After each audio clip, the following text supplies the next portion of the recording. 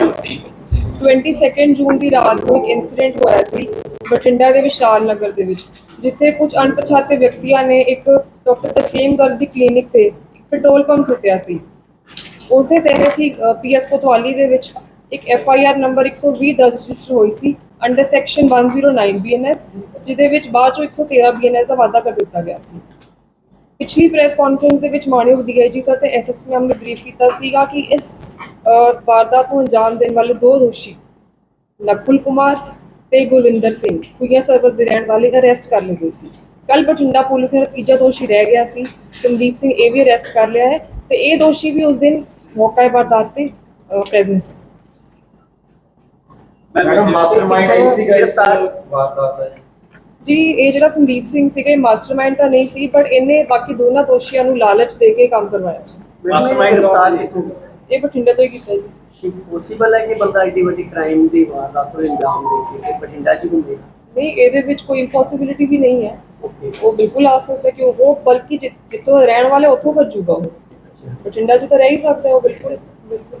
Mastermind ਕੌਣ ਹੈ ਜੀ ਇਸ ਵਿੱਚ? ਤੁਸੀਂ ਕਹਿ ਰਹੇ ਜੀ, ਹਾਲੇ ਇਹਨੂੰ ਕਿਸੇ ਇੰਟਰਨੈਸ਼ਨਲ ਨੰਬਰ ਤੋਂ ਫੋਨ ਆਇਆ ਸੀਗਾ, ਉਹ ਅਸੀਂ ਤੇ ਮੋਬਾਈਲ ਫੋਰੈਂਸਿਕ ਐਨਾਲਿਸਿਸ ਲਈ ਭੇਜਿਆ। ਜਿਸ ਨੰਬਰ ਤੋਂ ਫੋਨ ਆਇਆ ਸੀ ਉਹ ਬੰਦਾ ਕਲੇਮ ਕਰ ਰਿਹਾ ਸੀ ਕਿ ਉਹ ਸ਼ਹਿਜ਼ਾਦ ਭੱਟੀ ਹੈ। ਉਹ ਜਦੋਂ ਫੋਰੈਂਸਿਕ ਐਨਾਲਿਸਿਸ ਦੀ ਰਿਪੋਰਟ ਆਏਗੀ ਉਦੋਂ ਐਗਜ਼ੈਕਟਲੀ ਕਲੀਅਰ ਹੋਊਗਾ ਕਿ ਇਹਦਾ ਮਾਸਟਰਮਾਈਂਡ ਕੌਣ ਸੀ। ਮੈਡਮ ਇਹਦਾ ਬੈਕਗ੍ਰਾਉਂਡ ਕੀ ਹੈ ਇਹਦੀ? ਜੀ, ਇਹ 22-23 ਸਾਲਾਂ ਦਾ ਮੁੰਡਾ ਹੈ, BA ਕਰ ਰਿਹਾ ਸੀ 3rd ਈਅਰ ਦੇ ਵਿੱਚ ਮਲੋਟ ਤੋਂ ਤੇ ਅਨਇੰਪਲੋਇਡ।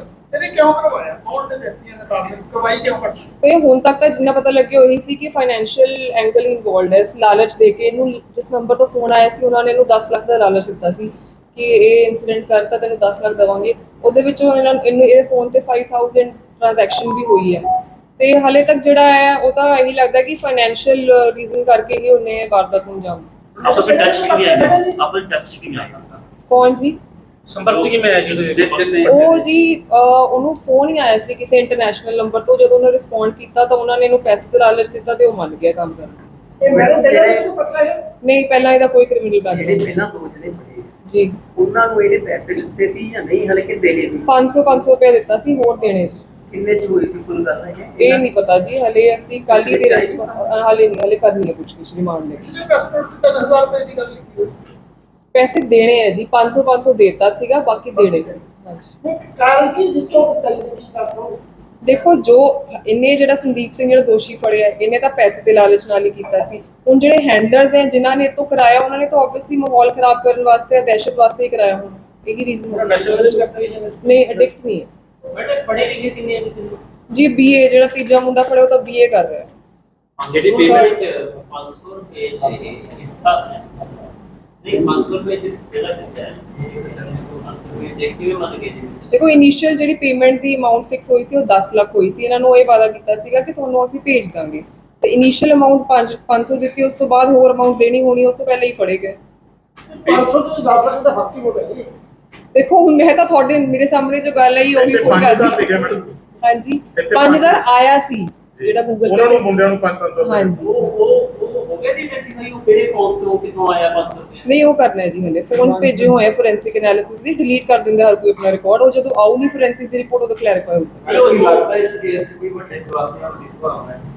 ਦੇਖੋ ਡਿਪੈਂਡ ਕਰਦਾ ਜਦੋਂ ਫੋਨ ਤਿੰਨੋਂ ਫੋਨ ਜਿਹੜੇ ਪਹਿਲੇ ਵੀ ਦੋ ਦੋਸ਼ੀ ਫੜੇ ਸੀ ਨਕੁਲ ਤੇ ਗੁਰਵਿੰਦਰ ਤੇ ਕੱਲ ਜਿਹੜਾ ਦੋਸ਼ੀ ਫੜਿਆ ਸੰਦੀਪ, ਤਿੰਨਾਂ ਦੇ ਫੋਨ ਅਸੀਂ ਫੋਰੈਂਸਿਕ ਐਨਾਲਿਸਿਸ ਲਈ ਭੇਜੇ ਆ। ਉਹ ਜਦੋਂ ਇੰਟਰਨੈਸ਼ਨਲ ਨੰਬਰਸ ਟ੍ਰੇਸ ਹੋਣਗੇ ਕਿੱਥੋਂ ਫੋਨ ਆਇਆ ਉਦੋਂ ਹੀ ਪਤਾ ਲੱਗੇਗਾ ਕਿ ਇਹਨਾਂ ਦਾ ਐਕਚੁਅਲੀ ਮਾਸਟਰਮਾਈਂਡ ਸ਼ਹਿਜ਼ਾਦ ਭੱਟੀ ਹੈ ਜਾਂ ਕੋਈ ਹੋਰ ਉਹਦਾ ਨਾਮ ਯੂਜ਼ ਕਰਕੇ ਕਰਾ ਰਿਹਾ। ਇਹਨਾਂ ਤਰਸੇਮ ਗਰਗ ਨੂੰ ਕਿਉਂ ਟਾਰਗੇਟ ਕੀਤਾ ਜਾਊਗਾ? ਕਿਸੇ ਵੀ ਦੌਰਾਨ ਇਹ ਤਾਂ ਪੁੱਛਗਿੱਛ ਦੌਰਾਨ ਪਤਾ ਲੱਗੇਗਾ। It was not Ki specific ਉਹੀ ਟਾਰਗੇਟ ਸੀ। ਇਹਨਾਂ ਨੇ ਤਾਂ ਬਸ ਮਾਹੌਲ ਖਰਾਬ ਕਰਨਾ ਸੀ। ਇਹਨਾਂ ਨੂੰ ਵਲਨਰੇਬਲ ਲੱਗਿਆ ਉਹ ਏਰੀਆ ਜਿੱਥੇ ਪਬਲਿਕ ਘੱਟ ਸੀ, ਇਹਨਾਂ ਨੇ ਉਹਨੂੰ ਟਾਰਗੇਟ ਕਰਤਾ। ਕੋਈ ਪੁਰਾਣੀ ਦੇ ਜੈਸਾ ਨਹੀਂ ਸੀ। ਨਹੀਂ, ਪੁਰਾਣੀ ਰੰਜਿਸ਼ ਕੋਈ ਨਹੀਂ। ਜਿਸ ਤਰ੍ਹਾਂ ਛੋਟੇ ਛੋਟੇ ਬੱਚਿਆਂ ਨੂੰ ਇਨਵੋਲਵ ਕੀਤਾ ਗਿਆ, ਕੋਈ ਉਮਰ 20-22 ਸਾਲ 23 ਸਾਲ ਵੱਡੀ ਉਮਰ ਨਹੀਂ ਹੈਗੀ। ਜੀ, ਜੀ। ਉਹੀ ਲੱਗਦਾ ਕਿ ਪੁਲਿਸ ਦੀ ਇੱਕ ਨਵਾਂ ਚੈਲੰਜ ਹੈ ਕਿ ਛੋਟੇ ਛੋਟੇ ਜਿਹੜੇ ਨੌਜਵਾਨ ਨੇ ਛੋਟੀ ਉਮਰ ਦੇ ਉਹਨਾਂ ਨੂੰ ਜਿਹੜਾ ਹੈਗਾ ਕ੍ਰਾਈਮ ਵੱਲ ਧੱਕਿਆ ਜਾਵੇ।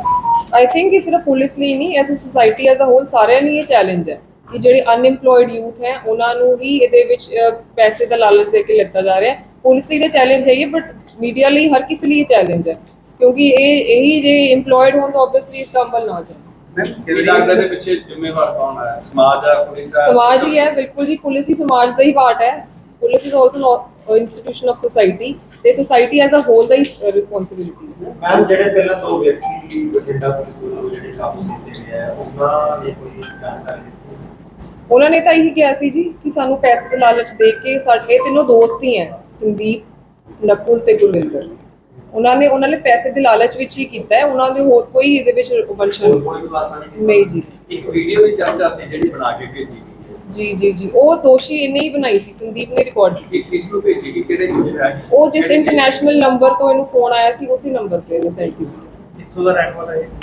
ਇਹ ਵੀ ਖੁਈਆਂ ਸਰਵਰ ਦਾ ਹੀ ਹੈ, ਫਾਜ਼ਿਲਕਾ। ਇੰਟਰਨੈਸ਼ਨਲ ਨੰਬਰ ਕਿੱਥੋਂ ਦਾ ਸੀਗਾ? ਜੋ ਡਾਕਟਰ ਸਾਹਿਬ ਕਹਿ ਰਹੇ ਸੀ ਯੂਕੇ ਨੰਬਰ ਤੋਂ ਆਈ ਸੀ, WhatsApp ਕੋਲ ਆਈ ਸੀ। ਇਹ 'ਚ ਉਹ WhatsApp ਐਕਚੁਅਲੀ ਅੱਜ ਕੱਲ ਦੇਖੋ ਜੀ, ਨੰਬਰਸ ਬਹੁਤ ਈਜ਼ੀਲੀ ਯੂਜ਼ ਹੋ ਜਾਂਦੇ, ਫੇਕ ਨੰਬਰਸ। ਇਹ ਜ਼ਰੂਰੀ ਨਹੀਂ ਹੁੰਦਾ ਕਿ ਜਿਸ ਨੰਬਰ ਤੋਂ ਆਈ ਉਸੇ ਕੰਟਰੀ ਦਾ ਹੈ, ਉਹ ਕਿਸੇ ਹੋਰ ਕੰਟਰੀ ਦਾ ਵੀ ਹੋ ਸਕਦਾ ਹੈ। That is a part of ਜਦੋਂ ਫੋਰੈਂਸਿਕ ਰਿਪੋਰਟ ਆਏਗੀ ਫੋਨ ਤੇ ਉਦੋਂ ਪਤਾ ਲੱਗੇਗਾ। ਡਿਊਰਿੰਗ ਇਨਵੈਸਟੀਗੇਸ਼ਨ ਇਹ ਸਾਹਮਣੇ ਆਇਆ ਕਿ ਇਹਨਾਂ ਨੇ ਸਟੇ ਕਿਹੜੇ ਹੋਟਲ 'ਚ ਕੀਤੀ ਸੀ, ਕਿੱਥੇ? ਨਹੀਂ ਜੀ, ਹਲੇ ਪੁੱਛਗਿੱਛ ਜਿਹੜਾ ਸੰਦੀਪ ਹੈ। ਹਲੇ ਜਦੋਂ ਪੁੱਛਗਿੱਛ ਕਰਾਂਗੇ ਡਿਟੇਲਡ ਉਦੋਂ ਪਤਾ ਲੱਗੇਗਾ।